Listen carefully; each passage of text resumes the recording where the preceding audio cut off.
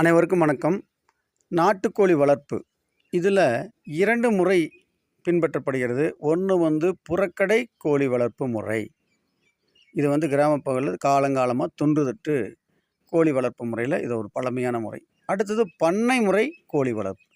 கறிக்கோழி மாதிரியே கோழி வளர்ப்பு இந்த நாட்டுக்கோழிகளையும் பண்ணையில் வச்சு வளர்க்குறது.